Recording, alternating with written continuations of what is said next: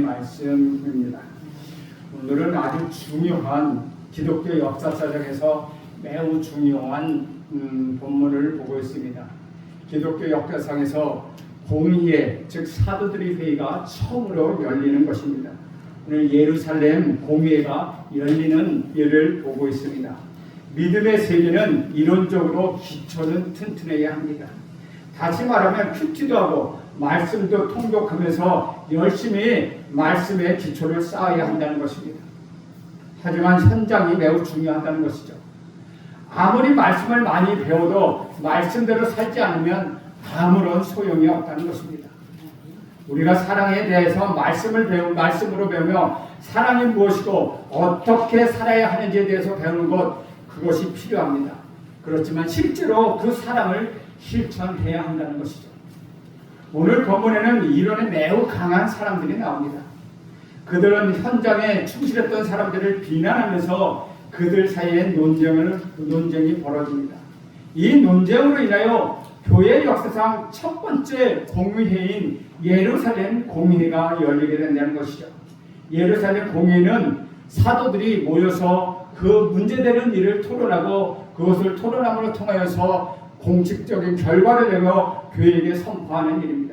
역사상에서 중요한 공의회가 있는데 그 중에서 첫 번째 오늘 예루살렘 공의회가 있고 두 번째는 1차 니케아 공의회가 있는데 325년에 열렸던 니케아 공의회입니다.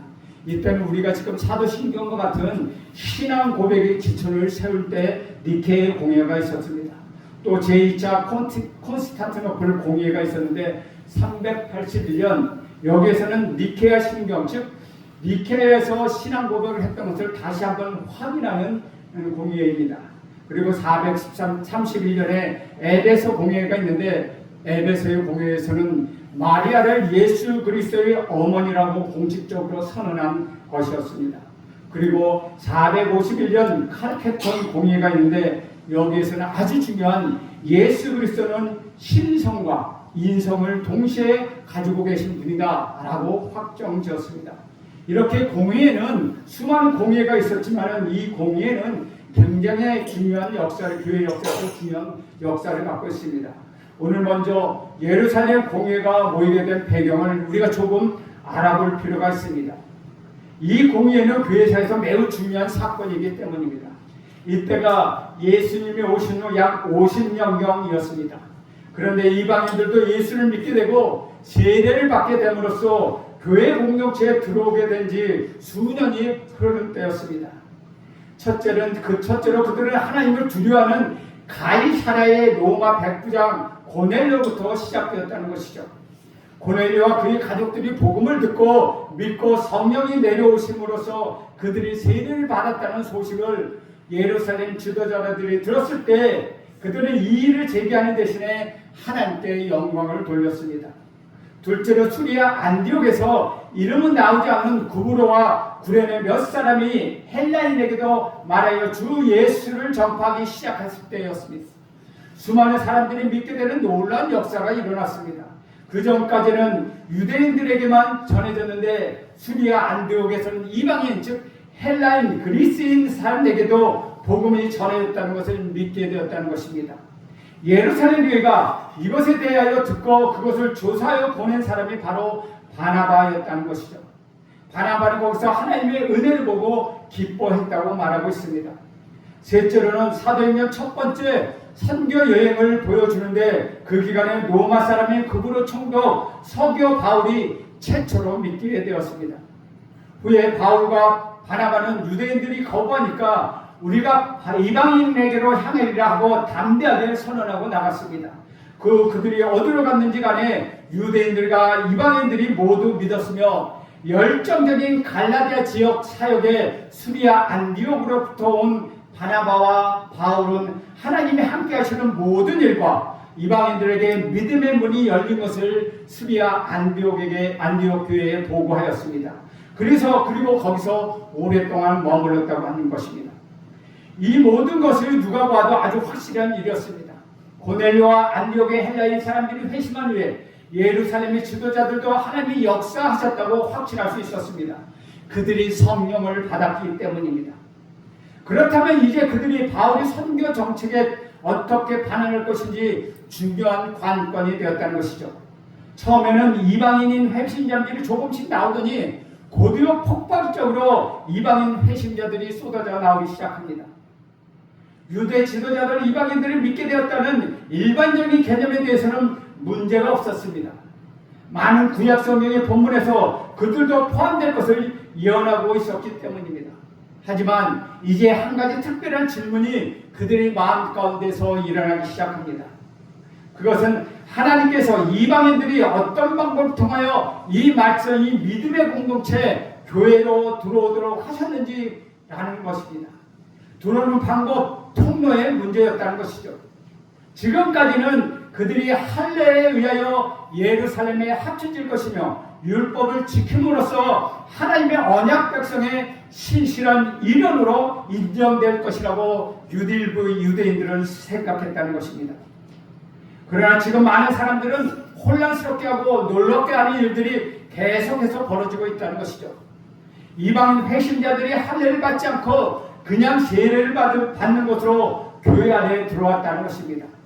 그들은 타 민족으로서 그들 고유의 전통과 고유의 모습 그대로 간직한 채, 즉 유대인이 되지 않고서도 그리스도인이 되어 교회 공동체로 들어오게 되었다는 것입니다. 유대인 외에는 다 이방인이니까 저와 여러분도 이방인입니다. 당연히 예수님을 믿는 교회 공동체로 들어오는 것 다 압니다. 예수님을 구주와 주인으로 고백하고 세례를 받고 교회 공동체로 들어오는 것 당연하고 자연스러운 일이었다는 것이죠. 거기에는 질문이 필요 없는 일입니다. 그러나 당시 1세기 그리스도인들, 특히 예수님의 제자들인 사도들은 다 유대인들이었고 그들은 또한 본토 유대인들이었습니다. 그 헬라파가 들어올 때도 약간의 잡음이 있었는데 그래도 유대인이니까 오케이 들어와라 얘기했습니다. 그런데 이제는 이방인들이 들어오니까 유대인으로 되지 않고 들어온다는 것이 큰 문제였다는 것이죠. 특히 전통주의자, 유대주의자들에게는 아주 큰 문제가 되었습니다. 예루살렘 지도자들이 이방인들의 회심을 인정해 준 것도 그것은 별개의 문제였다는 것이죠. 하지만 그들은 할례 없는 회심, 즉 율법의 행위 없이 그냥 예수를 믿고 들어오는 것, 유대로 바뀌지 않은 채 예수를 믿고 헌신하는 것을 허락할 수 있는가 하는 것입니다. 이것은 굉장히 큰 문제였다는 것이죠. 그들의 시야에는 그리스도의 복음을 유대교 내의 개혁운동이 아니라 전 세계를 위한 생명의 소식이라고 볼 만큼, 그리고 그리스도의 교회를 유대의 한 종파가 아니라 하나님의 국제적인 가족으로 볼 만큼 충분히 넓은가 하는 것입니다. 이것은 굉장히 중요한 질문이었습니다.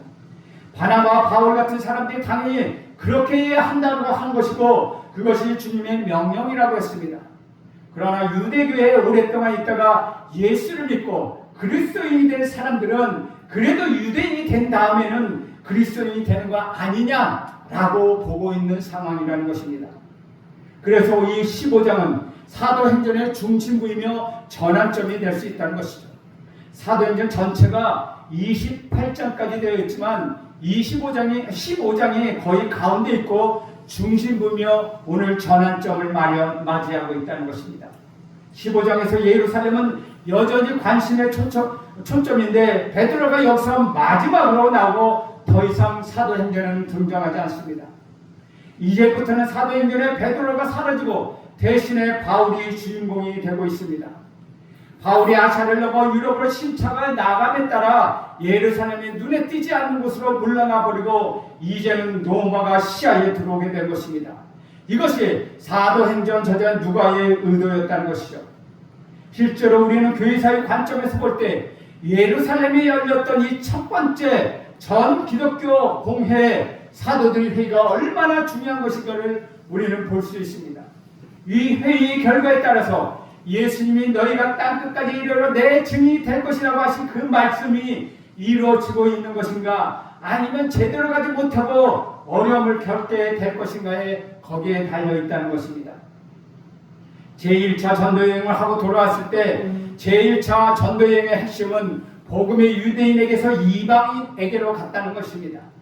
그래서 이제 복음이 아시아의 이방인들에게까지 전해졌다는 것입니다. 그런데 정말로 이 복음이 땅 끝까지 갈 것인가? 이 문제가 해결되지 않고서는 될 수가 없었다는 것이죠. 그래서 이 예루살렘 공예의 결과가 매우 중요하다는 것입니다. 제1차 전도여행 이후 수리아 안디옥 교회가 누렸던 기쁨과 놀라움과 평안은 유대인이 먼저 돼야 한다고 생각했던 유대주의자들이 그 교회에 들어옴으로 인하여 산산이 깨어지고 말았습니다. 1절에 보면 어떤 사람들이 유대로부터 내려와서 형제들을 가르치되 너희가 모세의 법대로 할례를 받지 않으면 능히 구원을 받지 못하리라 라고 말하고 있다는 것입니다. 갈라디아서가 바울과 바나바가 처음 선교여행을 방문했던 비시디아 안디옥, 이고니온, 루스드라, 더베 즉 남부 갈릴리에 있는 교회에게 써보낸 것이고 그 예루살렘 공예가 그 위기에 대한 결론을 내기 전 갈등 즉 유대인이 되고 크리스찬이 되어야 한다는 주장과 그냥 크리스찬이 되면 된다는 주장 사이의 갈등이 절정에 이르렀을 때 즉 다시 말하면 수리아 안디옥에서 사람들을 파견했을 때 바울과 바나바를 파견합니다. 이때 바울이 수리아 안디옥에서 예루살렘으로 올라가는 길에 이 갈라디아서를 작성했다는 것입니다. 갈라디아서는 회의에 참석하기 위하여 예루살렘으로 올라갔을 때 썼을 것이므로 아직 그 회의가 시작되지 않았기에 갈라디아서에서는 그 회의 내용이 나오지 않습니다. 그리고 그 때문에 누가가 사도행전 15장 서두를 묘사하고 있는 상황은 바울이 갈라디아서 2장에서 언급한 상황과 똑같다는 것입니다. 이러한 상황 관점에서 본다면 어떤 사람들이 유대로부터 내려와서 라는 대목은 야고보가 보낸 사람들이 그리로 왔다는 것입니다. 갈라디아서 2장 12절에 보면 야고보가 보낸 사람들이 그리로 오자라는 내용과 일치한다는 것입니다. 야고보가 그들을 실제로 보낸 것은 아닙니다. 왜냐하면 후에 야고보는 자기가 그들을 보낸 적이 없다고 말했기 때문입니다. 우리 진수도 없이 나갔다라고 말하고 있습니다. 그러나 그들은 우리는 예루살렘에서 야고보가 보내서 왔다라고 떠버리며 다녔다는 것이죠. 그들은 야고보가 자기의 지지자이고 바울은 반대자로 꾸미며 이간질하면서 야고보와 바울을 갈라놓으려 했다는 것입니다. 이 야고보는 예수님의 동생이자 야고보를 썼으며 그 당시 예루살렘 교회의 담임 목사님과 같은 사람이었습니다. 1절에 나온 사람들은 그 야고보가 자기를 보냈다고 거짓말을 하며 바울과 야고보를 갈라놓았다는 것입니다. 그들은 바리새파였으며 율법의 열성을 가진 사람들이었습니다. 그리고 그들은 모세의 법대로 할례를 받지 않으면 능히 구원을 받지 못한다고 그렇게 가르쳤습니다. 그들이 요구하는 것은 이방인 회신자들의 할례일 뿐만 아니라 모세의 율법을 지키는 것이 마땅하다고 주장했습니다. 그들은 할례 없는 회심은 적합한 것으로 받아들일 수 없기 때문에 스스로 우리가 종종 유대주의자 혹은 할례파라는 칭하는 소위 할례파 시민단체를 결성하게 됩니다. 그들은 이방인 선교를 반대하지는 않았습니다. 그러나 그들은 이방인 선교가 반드시 유대교회의 권위 아래 있어야 하고 이방인 신자들은 예수의 이름으로 세례를 받을 뿐만 아니라 유대교로 전향한 사람들처럼 할례와 율법을 지키는 의무에 복종해야 한다고 요구하고 있다는 것이죠.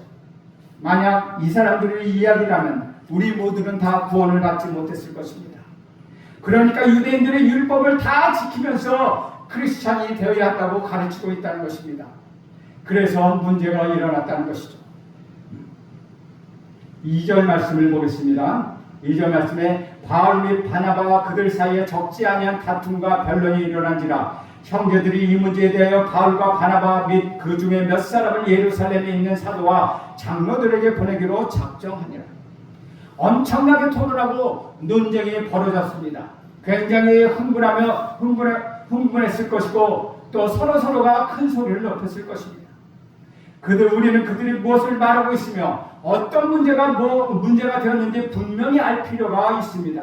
사도행전은 나중에 이 일을 요약하면서 그 내용을 자세히 설명하고 있습니다. 그들은 할례 없이는 회신자들이 구원을 받을 수 없다고 주장하고 있었습니다. 이 문제는 매우 중요한 문제였습니다. 우리들이 구원의 길에 문제가 되기 때문입니다. 그럼 이방인들이 먼저 다 유대인이 된 다음에 구원을 받을 수 있다는 말입니까? 그런 질문이 나오는 거 당연하다는 것이죠. 복음의 논쟁이 바로 그것입니다. 기독교 신앙의 토대 자체가 무너질 수 있는 상황이 되어버렸다는 것이죠. 사도 바울이 이것을 매우 분명하게 알고 있어서 매우 격분했습니다. 그들이 당시 안디옥에 있었던 그 유명한 사도 베드로를 자기들 편으로 끌어들이면서 바울의 분노가 극에 달했다는 것이죠. 갈라디아서 2장에 보면 바울이 그들이 도착하기 전에 베드로가 수리아 안디옥에서 먼저 와서 이방 신자들과 함께 음식을 먹고 있었습니다. 그들의 할례를 받지 않은 건 사실이지만 그들은 분명히 예수를 믿고 회심했습니다. 그들은 모두 다 크리스천이 되었습니다. 그들이 믿었고 성령을 받았고 세례를 받았습니다. 그래서 베드로는 자기가 이방인들인 로마 사람 고넬료에게, 우리가 이미 10장에서 봤지만 10장에서 이미 복음을 전하고 고넬료와 그 가족들이 믿고 성령을 받고 세례를 받은 것을 기억하고 있었기 때문에 안디옥의 이방인 신자들과 자유롭게 교제할 수 있었습니다. 심지어 그들과 함께 식사하는 일을 마음 편히 즐기고 있었다는 것입니다. 그런데 그때 유대교에 깊이 심취했던 그 할레파 유대인들이 안디옥에 도착했습니다. 그때 그들은 베드로에게 강력히 항의하면서 그 자리를 떠나 물러가라, 어떻게 이방인들과 같이 먹고 편안하게 할 수 있느냐라고 주장한 것입니다. 유대주의자들이 너무 강력하게 나왔기 때문에 베드로는 평안을 위하여 잠시 물러난 것뿐이라는 것이죠. 그런데 바울은 그 장면을 보면서 베드로가 위선을 행했다고 강력하게 지적합니다. 왜냐하면 바울은 베드로가 확신 때문이 아니라 두려움 때문에 그렇게 행동했다고 느꼈기 때문이라는 것이죠. 베드로가 자기는 유대인의 사도이고 예수님의 수제자이고 교회의 최고 리더 중 한 사람인데 이방인들과 같이 식사하는 것이 알려지면 자기가 곤란을 당할까봐 그 자리를 피했다고 바울은 본 것입니다. 그때 심지어 바나바까지도 거기에 휩쓸려서 그가 첫 번째 선교여행 동안 경험했던 모든 엄청난 역사들에게도 불구하고 그 물결에 휩쓸려 함께 끌려갔다고 말하고 있습니다. 거기에 대하여 바울은 불같이 분노했다는 것이죠. 어떻게 이방인들과 식사하고 있다가 헬라파 유대인들이 오니까 싹 거기서 도망가느냐라고 하며 분노했다는 것이죠. 너무나 위선적이라고 분노했다는 것입니다. 주님의 진리가 지금 성장되고 있는 것에 대하여 그는 분노하고 있다는 것이죠. 그는 베드로와 그의 제자들이 복음의 진리대로 똑바로 걷지 않고 있다는 것에 거기에 화가 났다는 것입니다. 그래서 베드로의 잘못된 행동을 책망한 것입니다. 베드로의 행동은 복음을 수치스럽게 그렇게 그리고 부정하게 한 것이라고 그는 생각했습니다. 예수님은 누구나 다 구원을 주셨는데 아직도 유대인이나 헬라인이냐며 따지며 멀리하고 팔을 가르고 있느냐라고 말하고 있는 것입니다. 우리는 여기서 몇 가지 중요한 사실을 발견합니다. 첫째는 죄인은 십자가에 못 박힌 그리스도 안에서 그리고 그분을 통하여 하나님의 순전한 은혜에 의해 사람이 오직 믿을 때야만 즉 피난 처해진 우리 예수님께 피할 때에만 구원을 얻는가 하는 것입니다. 둘째 질문은 예수 그리스도는 그분의 죽으심과 부활에 의하여 구원에 필요한 모든 것을 다 이루셨는가? 아니면 우리는 부분적으로 예수님의 은혜에 의하여 그리고 부분적으로 우리 자신의 선행과 종교적 공적에 의하여 구원을 받는 것인가 하는 문제입니다. 세 번째는 의롭다 함을 받은 것은 오직 믿음으로 의한 것인가? 아니면 믿음과 행위와 은혜와 법률과 예수님과 모세의 혼합으로 일어난 것인가? 넷째는 이방인 선지자들이 유대인의 한 종파인가? 아니면 여러 민족으로 이루어진 영적 가족의 진정한 일원인가 하는 문제입니다. 바로 이런 것이 공의에서 해결해야 할 문제였다는 것이죠. 이것이 해결되지 않으면 복음이 앞으로 더 뻗어나가지 못하게 되는 아주 중대 중요한 위기 상황이 되는 것입니다. 그래서 안디옥 교회는 이 중대한 문제의 해결을 얻기 위하여 바나바와 바울과 및 그 중에 몇 사람을 예루살렘에 있는 사도와 장로들에게 보내기로 결정합니다. 그래서 예루살렘 공회가 열리게 되는 것입니다. 3절 말씀에 보면 그들이 교회 전승을 받고 베니게와 사마리아로 다니며 이방인들이 주께 돌아온 일을 말하여 형제들을 다 크게 기쁘게 하더라. 거의 200m 정도의 길을 걸어가야 하는 먼 거리였습니다. 그 중에 그 중간에 있는 베니게, 다시 말하면 지금은 페니케와 두로와 시돈, 지금은 네바의 진역과 사마리아에도 제자들이 있었기 때문에 그들을 만나 이방인들이 주께 돌아온 소식을 전하고 기뻐했다는 것이죠. 이제 안디옥에 온 대표단, 즉 바울과 바나바와 몇 명의 예루살렘 몇 명의 사도들과 몇 명의 장로들이 따뜻한 환영을 받아서 예루살렘 교회에 도착합니다. 4절 말씀입니다. 예루살렘에 이르러 교회와 사도와 장로들에게 영접을 받고 하나님이 자기들과 함께 계셔 행하실 모든 일을 말하네. 환영을 받고 하나님께서 제1차 전도여행 중에 하신 일에 대하여 간증하자마자 논쟁이 새롭게 일어나기 시작합니다. 왜냐하면 거기에도 유대주의자들이 있었기 때문입니다. 5절 말씀입니다. 바리새파 중에 어떤 믿는 자들이 일어나 말하되 이방인에게 할례를 행하고 모세의 율법을 지키라 행하는 것이 마땅하다라고 말하고 있습니다. 그들이 할례와 율법을 하나님이 이스라엘에게 주신 선물이라고 생각했고 전적으로 성경적인 것이었습니다. 선물은 맞습니다. 그러나 그들은 한 걸음 더 나가서 그것을 이방인들을 포함한 모든 사람들이 의무적으로 행해야 하는 것으로 만들어 버렸다는 것이죠. 1절에서 유대주의자는 할례를 받지 아니하면 구원을 받지 못한다고 했는데 여기서도 율법을 행하는 것이 마땅하다라고 말하고 있습니다. 할례를 받는 것과 율법을 지키는 것이 구원받기 위한 필요한 것이라고 주장하고 있다는 것이죠. 그래서 그들은 어떻게 합니까? 6절 말씀입니다. 사도와 장로들이 이 일을 의논하려 모여라고 말하고 있습니다. 드디어 예루살렘 공회가 시작됩니다. 비록 다른 사람들이 거기에 참석하긴 했지만 사도행전은 당시 벌어진 아주 중요하고 아주 자세한 내용에 대해서는 말하지 않고 있습니다. 그러나 관련된 세 사람이 연달아서 행한 아주 단호한 내용을 요약하여 알려주고 있다는 것이죠.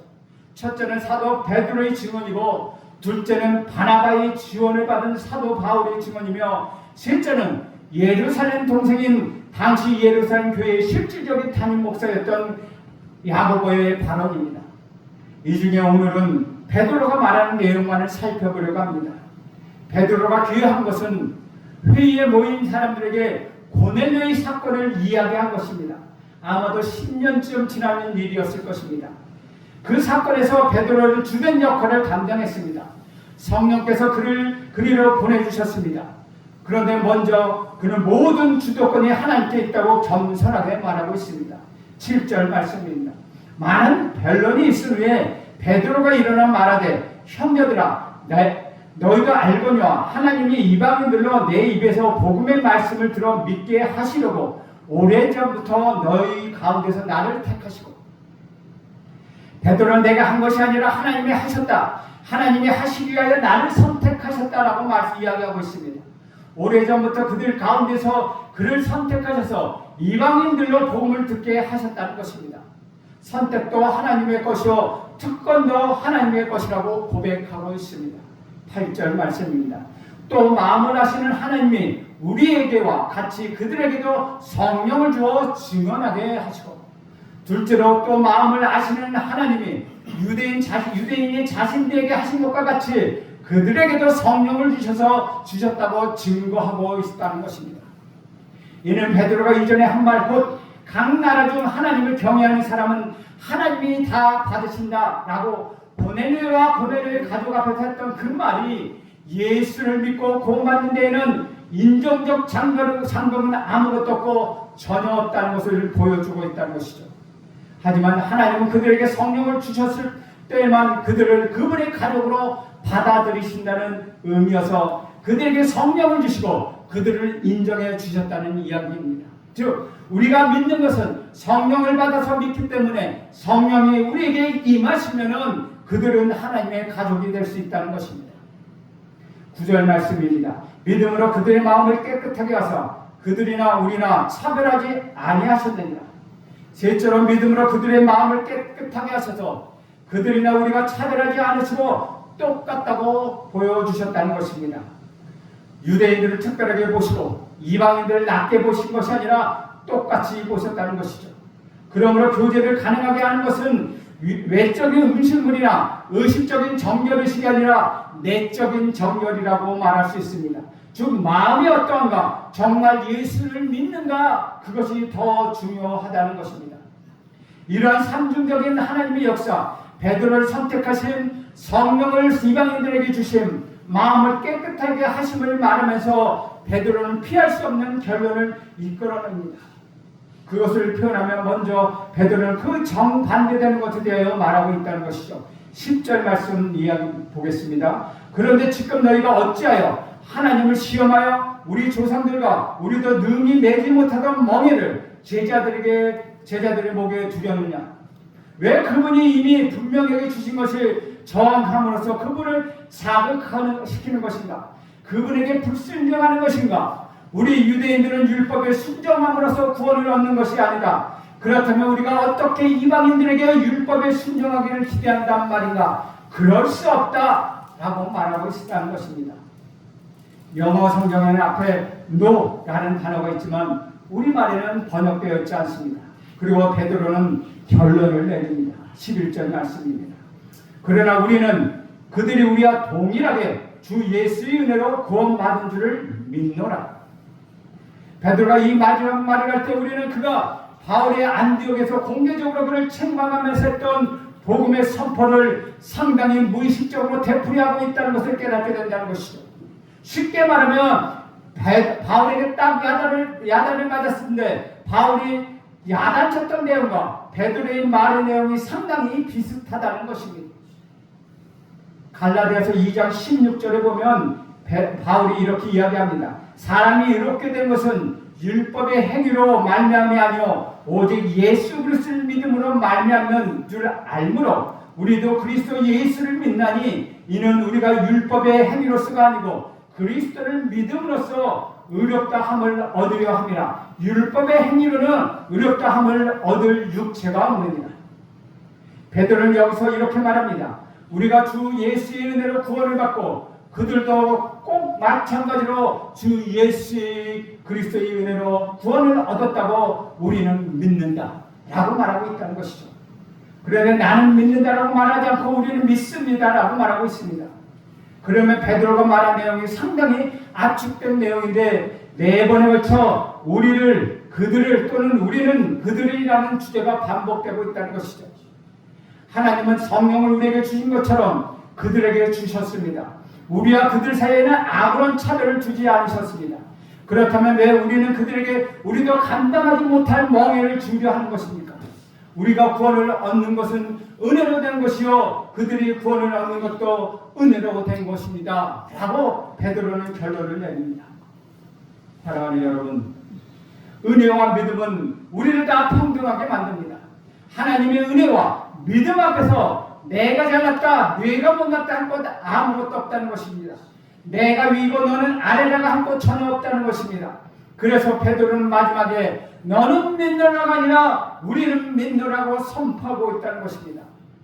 이 말을 할 때 베드로를 한번 생각해 보십시오. 베드로가 우리는 믿노라고 할 때 어디를 보고 이렇게 말할 수 있겠습니까? 대충 아무데나 보는 것이 아니라 그는 바나바와 바울을 바라보면서 이 이야기를 강력하게 선포했을 것입니다. 우리는 그렇게 믿는다. 당신도 그렇게 믿지 않느냐? 나도 그렇게 믿는다. 당신이 나를 야단치지 않았느냐? 나도 그렇게 믿는다 라고 지금 선포하고 있는 것입니다. 얼마나 놀라운 일입니까? 실질적인 예루살렘 공회의 결론은 다음에 살펴볼 수 있습니다. 이렇게 예루살렘 공회의 결론은 예수님 형제 야고보가 말함으로써 그 결론을 짓게 됩니다. 이렇게 되었기 때문에 우리도 예수님을 믿고 구원받아 그리스도인이 되었고 하나님의 자녀가 될 수 있었다는 것입니다. 만약 이렇게 결론이 나지 않았다면 우리도 지금 예루살렘에 가야 한다는 것입니다. 그리고 지금도 의식들을 행해야 한다는 것입니다. 베드로가 내리는 결론은 하나님이 죄인된 인간을 구원하는 방식은 시대와 인종을 불문하고 동일하게 이루어지고 있다는 것입니다. 하나님 우리 구주 예수 그리스도께서 저와 여러분을 구원하시기 위하여 하신 일을 믿는 사람, 그 사람을 구원하시는 분이십니다. 여러분의 구원은 은혜로 된 것입니다. 그 사실을 믿는 믿음으로 된 것입니다. 하나님께서 하나님 모세에게 율법을 준 것은 하나님의 은혜를 입은 언약 백성들에게 준 것입니다. 구원의 조건으로 그것을 주신 것은 아니라는 것입니다. 언약 백성으로 하나님의 은혜에 감사해서 나를 구원하시는 하나님의 사랑 때문에 율법을 지키는 것입니다. 율법이나 할례와 같은 행위가 절대로 구원의 조건은 될 수가 없다는 것입니다. 저와 여러분의 구원의 구원은 오직 우리 구주 예수 그리스도의 은혜로 된 것입니다. 주 안에서 사랑하는 여러분, 하나님이 죄인을 구원하는 방식은 구약시대나 2000년 전이나 오늘날 언제나 동일한 것입니다. 하나님의 은혜로 된 것입니다. 우리 구주 예수 그리스도를 믿는 그 믿음으로 된 것입니다. 이 사실을 믿는 여러분이 할 일은 이 진리를 지키는 것입니다. 여러분의 자녀들에게 이 진리를 계승하게 하는 것입니다. 오직 믿음, 오직 은혜는 2000년 동안 반교회가 지켜온 진리입니다. 이제는 여러분이 이 진리를 지켜야 하는 것입니다. 또한 여러분의 구원관이 흔들릴 때 우리 구주 예수 그리스도께서 저와 여러분을 구원하시기 위하여 베풀어주신 그 은혜에 집중한다면 여러분은 여러분의 평안과 기쁨을 누리며 하나님이 여러분에게 은혜를 주신 그 구원을 마음껏 누리며 살 수 있게 될 것입니다. 여러분의 구원이 흔들릴 때마다 하나님이 주신 은혜를 생각하는 저와 여러분 되시길 간절히 소원합니다. 기도하겠습니다. 하나님 아버지, 오늘도 우리들 가운데서 예수 믿는 것으로 충분하지 않다고 생각하는 사람이 있습니까? 아버지여, 예수를 믿는 그 믿음으로 구원을 받았다는 것을 다시 한번 알게 하여 주시옵소서. 우리의 구원은 오직 하나님의 은혜이며 예수를 믿는 그 믿음이라는 것을 다시 한번 깨닫게 하옵소서. 예수님의 이름으로 기도합니다. 아멘.